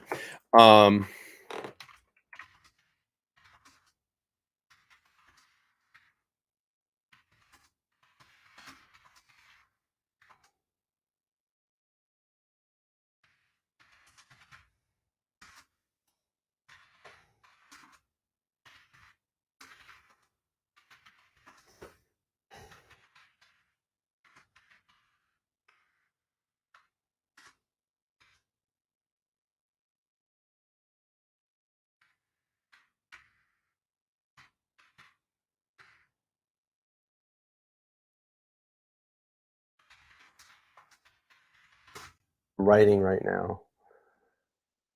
Oh my God, I cannot believe the room is split on this. So I'm writing him. JLR Investigate. I'm having a debate on my live right now with my live chat. There's a video that shows Richard Allen Delphi during his arrest. And someone is yelling at RA in the video. Was that you? Does that sound good? But I said, I'm having a debate on my live right now with my live chat. There's a video that shows Richard Allen Delphi during his arrest, and someone is yelling at Richard Allen in the video. Was that you?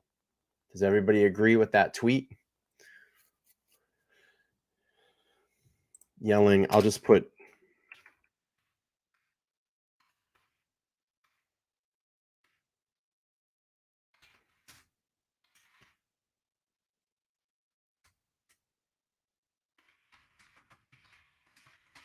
you're going to jail for the rest of your life. Well, I just put up. I know this is silly, but we're gonna settle the dispute, and it would be funny if he tweets back at me. So I said, I'm having a JLR. I'm having a debate on my channel right now of live chat. There's a video that shows Richard Allen Delphi during his arrest, and someone is yelling, "Murderer! You're going to jail for the rest of your life." At RA in the video. Was that you?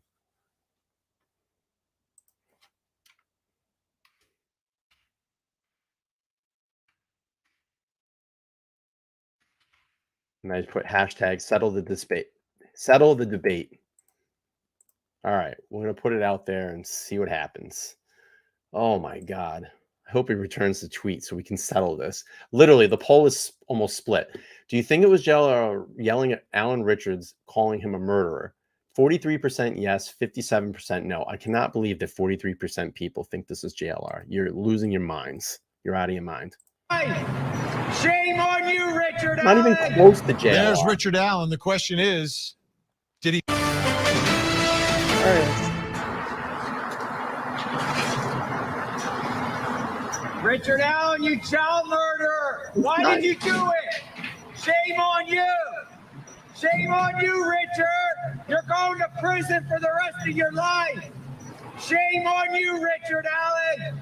There's Richard It's Allen. not The question JLR. is, You guys are smoking. did he do it weed. by himself? Could one person have done this? The defense says no, no way. Take a look on the screen, folks. Smoking a They lot say of weed. one man, 5'4" in stature, handled all these tasks Great from the example, like abduction that at the right High here. Not Bridge to JLR. the crossing over the cold flowing river to the subduing of one girl while the other is killed to the killing of the second girl waiting while Abby Colbert is died a trending slow on death. Twitter right now. Then clothing Abby with very little to any blood transfer on said clothing to the arrangement of the sticks into runes to the painting of the F rune on the tree to the throwing of the clothing items into the river to the Painting? departure from the crime scene and but finally so to what? It doesn't mean traversing he's hundreds of yelling at 'em. yards through the forest and then up a steep hill and then another 100 or more yards until finally reaching 300 north, all the while being so careful as to not leave any DNA or other forensic evidence behind. Well, if two people did it, they didn't leave DNA behind either. So I'm not buying anything on that. But let's bring back in our guest, Dawn Perlmutter, ritual murder expert, Joseph Scott Morgan, forensic death investigator, and private investigator Lauren Vellucci. Joseph Scott Morgan, your thoughts, could one person have done all that the defense is saying was done here? Well, I didn't know that height was a qualifier for that. They're Well, really pull up some going Ryan out in the Colbert's weeds. stuff. on Well, this. one reason they said yeah, that that's is they just said the- the water could be It's 3.5 feet not deep in the river, and he's only 5'4". I think that's Yeah, one of the so reasons they there are threw other that in. places the river could be forded. And so to me, the big thing here, though, is control. And how do you control someone, particularly two young girls like this? My thought is with a weapon. And, you know, we heard about the clicking of the weapon being actuated and that sort of thing. And one key here, Vin, is that they found a round, an unspent round, at the scene, which is a .40 caliber, actually, just like the one I'm holding. This is unspent, just like the one they found, but they're saying that there are striations on it. You know, there are a couple of laws on the books that I know as, you know, former prosecutor, you're very well aware of across the country. It's a term called menacing. And how do you menace someone? Well, if you've got young women, young girls like this, they're not expecting to be, you know, encounter some monster out in the woods. Well, one of the ways you menace an individual to get them to comply is that if you're carrying a firearm, this is a dummy firearm that we use at JSU for training. But if it's a semi-automatic weapon, you charge the weapon like this. And it's a very intimidating sound, particularly to these young girls. Well, it's intimidating to me. And you present this weapon, and they're already in a lost, cold place. Remember, down the hill. down the hill, and he's directing them down there. If he's planned this thing out already, if he's got a location that he's going to, we know that they've recovered knives, these sorts of things. Maybe those limbs were trimmed. I have no idea, but he's perhaps nested in that area, just waiting for this opportunity. Yeah, this could be a one-man show. You're not talking. He's not dragging, you know, an NFL lineman down there. All right, you're talking about 2 young girls that he's doing this to. Lauren Allegedly. Vellucci, your thoughts? Could one person have done this? I agree 100%. Absolutely. Per the defense's statement that he would have had an hour and 17 minutes, plenty of time. Brian Kohberger, for instance, far less time. And we know that he allegedly slaughtered 4 people. So it is something that one person could have done. I think that the point that they may have some good information and some good reasonable doubt is the dressing of Abby and not getting blood. However, the river was right there. So did they wash off? I don't know.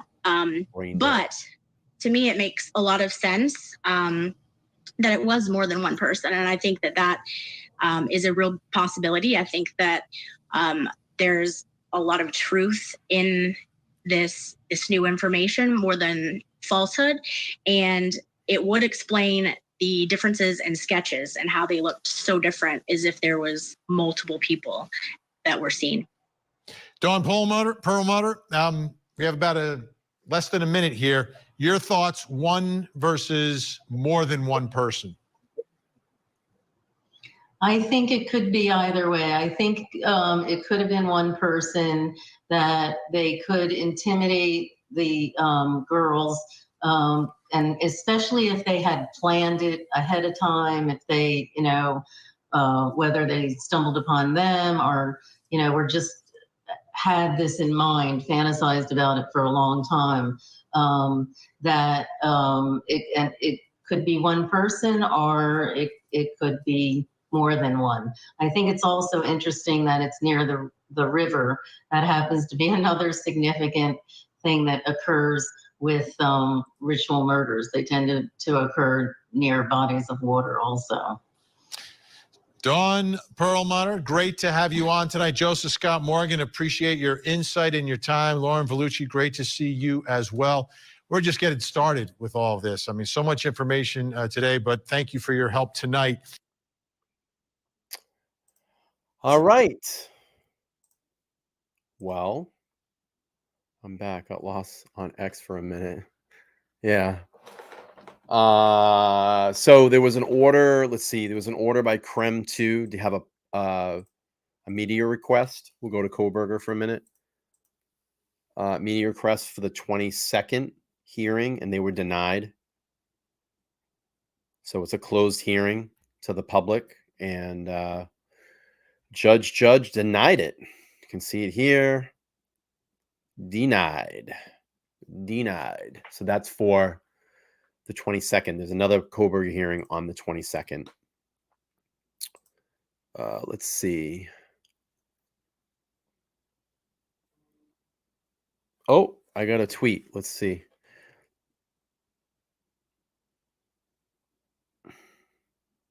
Oh, nice. I got all these beautiful responding people that just hate us. Just hate true crime people. So anyway, there was another document that came up. We'll pull that up really quick. Let's see. So let's see. Zoom hearing. The court is mindful the limited courtroom capacity as potential travel restrictions may interfere with the victims and the defendant's family ability to observe the court proceedings in this case on September 22nd, 2023 at 1 p.m. specific. They're in the event that they're unable to prefer not to attend proceeding. The court finds it necessary to make the court proceedings available as Zoom for the victims, the defendants' immediate family members under the following restrictions. The victims and defendants' immediate family members may observe the court proceedings in the person of Zoom meeting. Obviously, it's blanked out. Zoom information above shall not be disseminated to anyone other than the victims and the defendant's immediate family. Any recordings or live streaming proceedings prohibited. Looks like some redacted information here. And that's for the hearing on the 22nd. Not too much. Not too much going on. So that's really it. We're waiting to see what's going to happen in the Kohberger, the Brian Kohberger case. You smell a brown trout? Oh, jeez. You're crazy, man. You're crazy. There's 43 seconds of video that Libby had. Yeah, I'm curious to see what that will be. Sorry, I'm getting tweets now.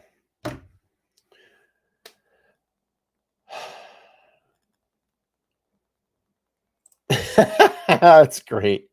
JD Huss says, what's going on in here? I came back from dinner to learn that JLR and Peter Tragos are involved. It's shocking. All right. All right. What next? What else can we do? What was trending? What was Kohberger stuff that's trending on Twitter or Twitter X or whatever the hell it is now? Kohberger trending. Let's take a look. You guys got a couple minutes? We'll look. What's going on the Twitter sphere? On those Twitter.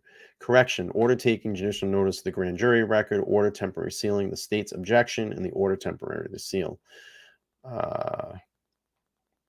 That was from the other day. Jeff Canodal was worried about when he didn't hear in the morning. Last contact was with Xana after midnight, weekend before the fixed door lock. Gonzalez movement.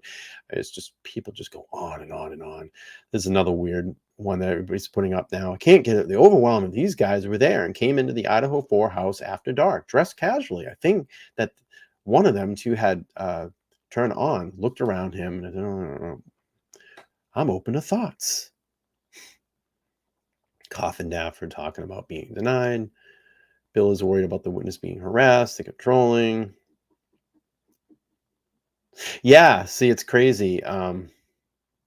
This is interesting too. Mary McLevin makes a great analogy here. It says, in the first photo, many of us did see the menacing killer in Brian Kohberger. Now it's being repackaged by the defense team and gone is menacing to be gone in this menacing look about him. Smart thing to dress him in a suit for prospective jurors who are young and single. He can actually appear to be dating material. Add cameras to the courtroom. You may get him smirking for them, and you know that the jurors will see that their minds could be evolution of him doing such brutal murders. Optics. And I always thought it was very strange too. If you look at Kohberger, when he was first arrested up to what he's now, I mean, he's looking like he's aged like 10 or 15 years, in my opinion.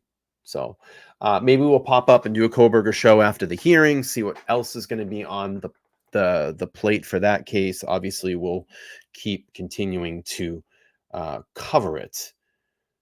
So I think that's going to be it. We're going to get this one wrapped up. Before we get out here, I need you all to do me a big, huge favor. A big favor for me, please. When I end this video, please just go watch 3 minutes. 3 minutes on this video. Give it a like, give it a thumbs up, leave a comment. I need your help. We need to get this video pushed out in the algorithm. So I'm going to drop the link a couple of times. Please, when I get done with this stream, give that video some love. All right, folks, I'm going to get out of here. I'll probably have something put together for tomorrow night. Not too much more in this Delphi case right now. This is all we kind of got. We'll keep an eye on it. And if you didn't see on my community page also, the widow of Deputy Ryan Klinkenbrummer, his fiance, spoke at a news conference today, and they gave an update on the case. So if you want to go over and watch that, please take the time to watch that. I would appreciate it. So please do me a favor. Go over, give this video some love. Let's get out there. It's 3 minutes. It takes 3 minutes. 3 minutes. Like it, share it, subscribe. Sure, we can do a Maui update. What I'll do this, let me do a community poll on the community page. I'll throw some cases out there. You all let me know what you want to see, and we'll do some podcasts on that. Crime Spies, good luck with your channel. Hope I get you a little boost there with some subscribers. Keep doing YouTube. You're going to do fine, and keep up with the good work over there. Thank you, everybody. Moderators, I love you all. You're all great. I got all the gifts out today, the prizes. So those all went out in the mail today. I have, let's see, 1, 2, 3, 4, 5 more shifts at my current job. I did decide to stay and just ride out the 2 weeks. I work 10 to 5 tomorrow, 10 to 5 on Friday, Saturday 10 to 5. I'm off on Sunday, and then I work 10 to 1 and 10 to 1 Monday, Tuesday, and then I am off from Tuesday at 1 p.m. all the way up until the next Monday till I start my new job. So I plan on getting some content together and doing some more videos and lives and all that fun stuff and trying to beat the fudge out of this damn algorithm. So I just got the analytics on my video.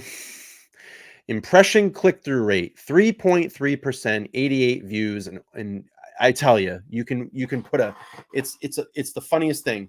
An 8-minute video, people only watch 4 minutes. You put a 3-minute video out, people only watch a minute of it. You put a 40-second video out, people only watch 20 seconds of it. I don't know what it is. We can't get to the end. We can't see what the conclusion is anymore. It's hilarious. That's why I don't do videos. I'd rather just hit live on the camera and sit here for 2 hours. It's just too much. It's too much. Yeah, I'm excited about the new job. Little apprehensive about it. I don't know where it's going to lead. It should free up more time for me. I'm getting older. I don't want to work as much. I want to do YouTube full time, but it's going to take a long time.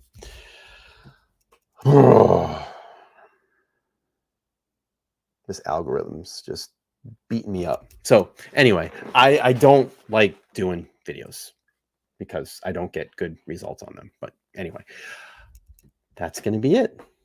Everybody have a good night. Thank you so much. I will see you all soon. If you need to reach me, Twitter,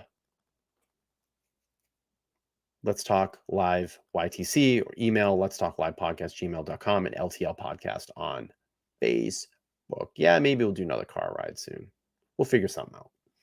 All right, y'all. Have a good night. Be well. Be kind. Let's hear from me, Roastin' Anthony, one time before we get out of here. I need a good laugh. Someone that owes a lot of money, I probably wouldn't be flying all over the country. I'd probably start figuring out how I'm going to pay people back. Well, that's why you're sitting there behind a YouTube channel and not $5 million in debt. One, I'm young enough. Two, I'm confident enough that I'm always going to make money in something. If I gave up if I never sold another watch tomorrow, I could start selling paper cups, plastic cups, and I'll do good at it.